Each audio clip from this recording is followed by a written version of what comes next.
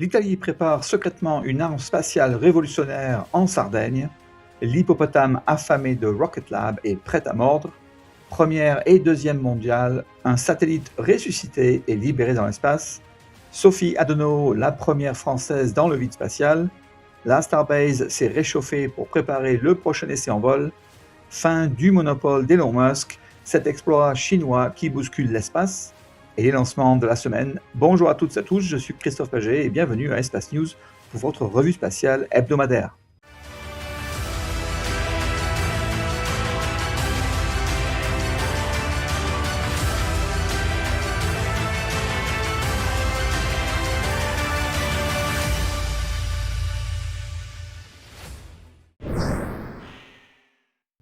Les documents déposés d'Avio détaillent le démonstrateur suborbital FD1, un véhicule monoétage de 6,3 tonnes propulsé par le moteur Metalox MR10. Il s'élèvera à environ 40 km avant extinction pour ensuite naviguer jusqu'à 70 km d'apogée, puis rallumera partiellement le moteur en descente avant un amérissage à quelques 20 km du site, environ 400 secondes après le décollage. Les objectifs principaux visent à valider le comportement du moteur, la gestion des ergols en microgravité, les manœuvres de contrôle et le redémarrage en vol.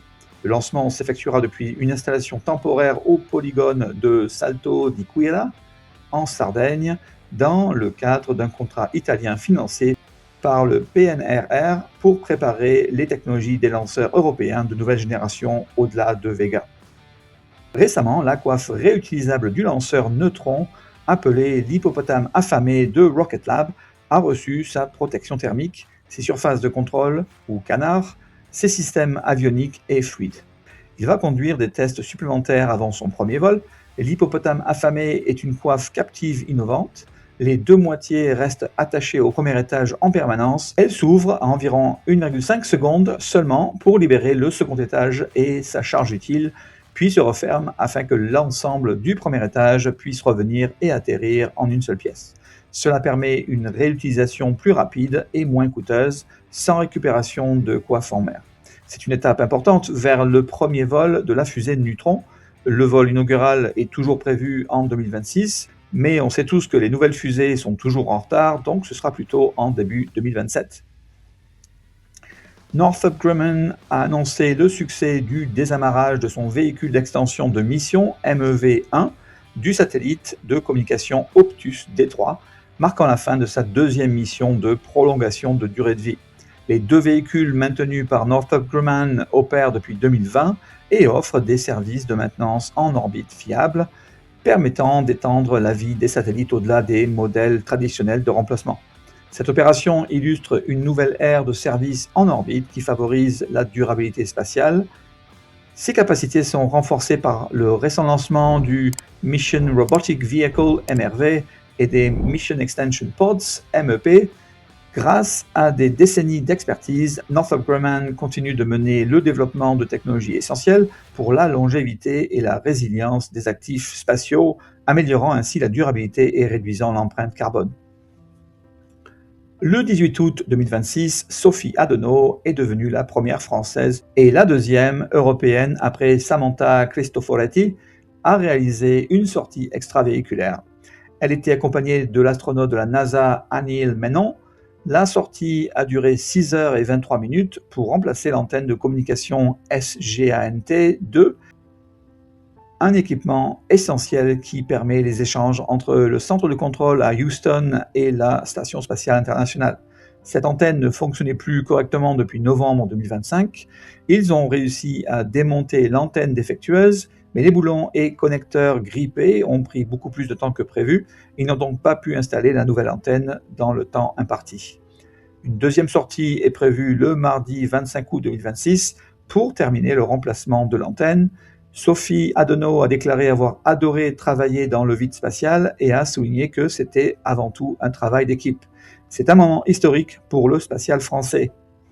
À Starbase, au Texas, le Starship numéro 41 a quitté le site de production pour le site de Massey pour y effectuer des essais moteurs statiques. Le premier essai était celui avec un seul moteur qui a duré une dizaine de secondes, suivi de près par l'essai avec 6 moteurs pour une durée de près d'1 minute.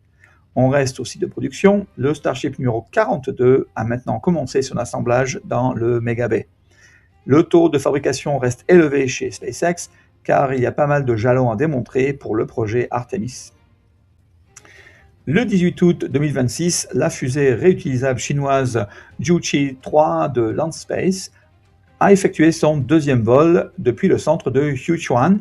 Le lanceur a placé avec succès le satellite Hongqiu 3 en orbite, tandis que le premier étage a réalisé un atterrissage en douceur à environ 390 km en aval dans le désert de Gansu en déployant ses jambes d'atterrissage. Il s'agit de la première récupération réussie au sol d'un étage de fusée orbitale chinoise à l'aide des jambes d'atterrissage.